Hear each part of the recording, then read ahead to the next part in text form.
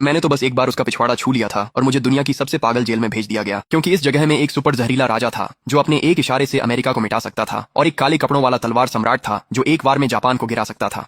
यहाँ एक super hacker भी था जो पूरी दुनिया के इंटरनेट को नियंत्रित करता था। यहाँ कुल 18 खूंखार अपराधी अपनी रिटायरमेंट बिता रहे थे। यहाँ तक कि इस जेल की नींव भी परमाणु बमों से बनाई गई थी, और न जाने कैसे मेरी जैसी एक मामूली हस्ती को यहाँ रहने का सम्मान मिल गया। ये सब उस नंगे पैरों वाली लड़की की वजह से हुआ जिसने मुझे जेल में तड़पाने के लिए अपनी सारी जान पहचान लगा दी थी। पर मैंने सोचा न था कि जेल के ये 18 अपराधी मुझे सताने के बजाय बहुत सम्मान देंगे। वे नहीं चाहते थे कि उनकी कला खत्म हो जाए, इसलिए मैं उनका शिष्य बन गया। कुछ साल बीत गए और मैंने उनका सारा हुनर सीख लिया। मैं और भी मजबूत बन गया था। ये मो, तुम्हारी सजा पूरी हो गई है, आज तुम जेल से जा सकते हो, एक जेलर ने मुझ पर चिल्लाकर कहा। मैंने अपनी आंखें खोली, अपने गुरुओं की ओर देखा और गहराई से झुककर प्रणाम किया। गुरुओं, आपका शिष्य सबसे पहले जा रहा है। मेरे गुरु ने मेरी ओर देखा।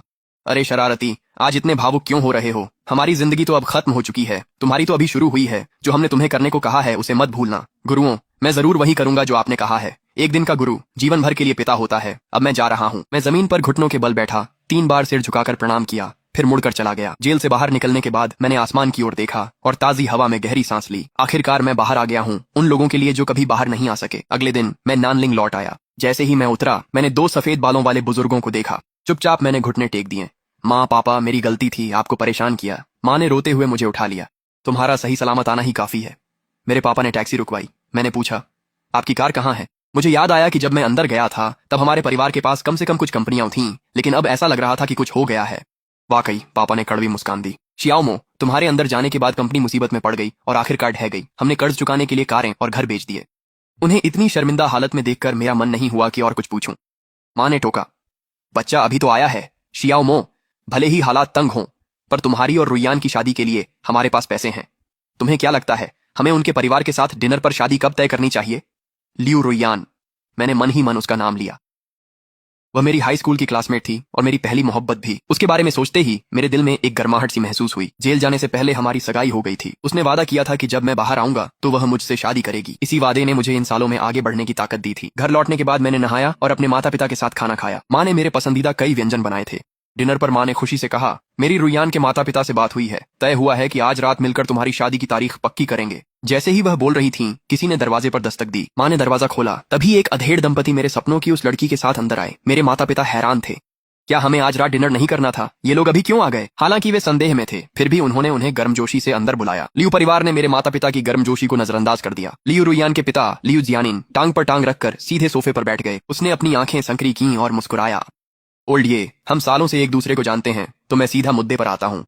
मेरे पापा का चेहरा तुरंत सख्त हो गया। आखिरकार वे कभी कोई अहम शख्सियत थे और अब भी लोगों को पढ़ना जानते थे। लियू जियानिन ने घमंड से कहा, मेरी बेटी अब हुआयाओ ग्रुप में डिपार्टमेंट मैनेजर है, साल में लाखों कमाती है। तुम्हारा बेटा तो बस एक पूर्व अपराधी है। क्या तुम्हें सच में लगता है कि वह मेरी बेटी के लायक है? मैं आज यहाँ यही बताने आया हूँ कि अगर वह मेरी बेटी से शादी करना चाहता है तो वह बस सपना देखता रहे। मिसेस लियू ने तंज कसते हुए कहा, बिल्कुल सही, मेंढक हंस का मांस खाना चाहता है, सपना ही देखता रहे। ये सुनकर मेरे माता पिता सन्न रह गए। उन्हें अंदाजा था कि लियू परिवार कोई परेशानी खड़ी कर सकता है, लेकिन उन्होंने कभी नहीं सोचा था कि वे खुद आकर सब कुछ बर्बाद कर देंगे। मैंने शांतिपूर्वक लियू रुयान की ओर देखा। क्या यही तुम भी चाहती हो? लियू रुयान ने होंठ सिकोड़ लिए। ये मो, स्कूल में तुम अमीर थे और मैं गरीब। जाहिर है मैं तुम्हारे पीछे भागती थी, पर अब तुम्हारा परिवार दिवालिया है और तुम जेल काट चुके हो।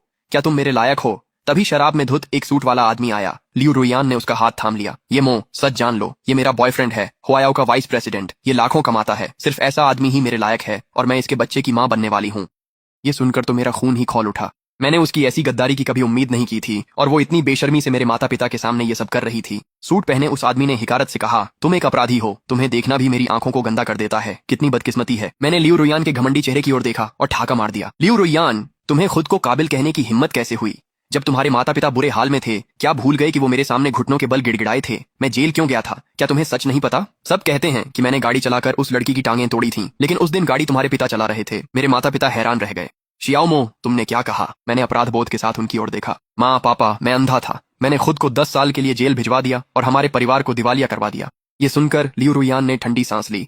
ये मो, इतना महान बनने का नाटक मत करो। ये सब तुमने अपनी मर्जी से किया था, इसका मुझसे क्या लेना देना? मैंने एक लंबी सांस ली। चूंकि तुम सगाई तोड़ना चाहती हो, मैं मानता हूँ, लेकिन उस वक्त तुमने मुझसे 10 लाख उधार लिए थे और मैंने तुम्हारे लिए 10 साल की सजा काटी। 15 लाख मांगना ज्यादा तो नहीं है ना? मैं तो ब्याज भी नहीं जोड़ रहा। बस मुझे 10 लाख दे दो, वरना सगाई तोड़ने का सपना भी मत देखना। लियू रुयान गुस्से से तिलमिला उठी। ये मो, क्या जेल ने तुम्हें बेवकूफ बना दिया है? आते ही 10 लाख की मांग कर रहे हो। हम तुम्हें कुछ क्यों दें? सूट पहने आदमी ने मुझे घूरते हुए भौहें सिकोड़ ली। लड़के, मेरा नाम जी बोढ़ा है, हुआयाओ ग्रुप का वाइस प्रेसिडेंट। उसके पेट में जो बच्चा है वो मेरा है। अब इन सब बातों का क्या मतलब? मानो या ना मानो, मेरी एक चाल से तुम्हारा पूरा परिवार बर्बाद हो जाएगा। मैंने जी बोढ़ा को ठंडी नजरों से घूरा। मेरे पास अब भी असली सगाई का समझौता है, उसमें सब कुछ साफ साफ लिखा है। तुम उसके साथ भागना चाहते हो? ऐसा कभी नहीं होगा। क्यों ना मैं उस समझौते की 100 कॉपियां बनवाकर हुआयाओ के ऑफिस के बाहर पर्चे बांट दूं। एक डिपार्टमेंट मैनेजर की सगाई और ग्रुप के वाइस प्रेसिडेंट के साथ उसका चक्कर, क्या ये मसालेदार खबर नहीं है? मेरी बात सुनकर जी बोढ़ा और लियू परिवार तुरंत बेचैन हो गए। यह कदम बहुत बेरहम था और हुआयाओ को अपनी सार्वजनिक छवि की सबसे ज्यादा परवाह थी। अगर यह बात बाहर निकल गई तो उन दोनों की नौकरी पक्की तौर पर चली जाएगी। जी बोढ़ा ने दांत भींचे और मुझे घूरा। लड़के, तू तो बड़ा ही खतरनाक निकला। यह कहकर उसने लियू रुयान को खींचकर वहां से ले गया। जाते जाते भी उसने मुड़कर मुझे धमकाया। तुझे पता नहीं तूने किससे पंगा लिया है। मैं इसका बदला तेरे और तेरे माता पिता से जरूर लूंगा। मैंने हंसकर कहा, तुम्हें भी यही कहता हूं। देखते हैं जब तुम घुटनों पर आकर माफी मांगोगे तब भी क्या यही तेवर रहेंगे। जाते जाते लियू रुयान के माता पिता चिल्लाए, तुम मेरे दामाद का बचाव कैसे कर सकते हो? बूढ़े, अब तेरा पूरा परिवार मुसीबत के लिए तैयार रहे। कौन सोच सकता था कि लियू रुयान का परिवार ऐसा कुछ करेगा। जो माहौल पहले खुशहाल था वह पल भर में ही गहरा और उदास हो गया। मेरे माता पिता ने एक दूसरे की ओर देखा, फिर दोनों मेरी तरफ मुड़ गए। बेटा, चिंता मत कर, अच्छा हुआ कि तूने लियू रुयान का असली चेहरा जल्दी देख लिया। पापा ने मुझे दिलासा दिया। मुझे यकीन है मेरा बेटा उस जी बोड़ा से जरूर बेहतर होगा। यह सुनकर मेरे दिल की गांठ आखिरकार खुल गई। पापा, आप अति आत्मविश्वासी हैं। आपके बेटे के पास सिर्फ हाई स्कूल की डिग्री और आपराधिक रिकॉर्ड है। पापा हकलाते हुए बोले, देखो, अभी भी कुछ बातें हैं जो मैंने तुझसे नहीं बताई हैं। पापा को इस तरह हिचकिचाते देख मेरा दिल बैठ गया। पापा, कहीं आप कोई लाइलाज बीमारी तो नहीं छुपा रहे? पापा एक पल के लिए ठिठक गए, फिर मम्मी ने मुझे सिर पर थप्पड़ मार दिया। नालायक, तेरे पापा बिल्कुल ठीक ठाक हैं। मैंने पूछा, आप इतने हताश क्यों लग रहे थे? पापा ने मम्मी को देख सांस ली। मेरा मतलब था कि दिवालिया होने के बाद भी हम गुजारा कर लेंगे। मैंने राहत की सांस ली। आपने तो डरा ही दिया। मुझे लगा जैसे आसमान ही टूट पड़ा हो।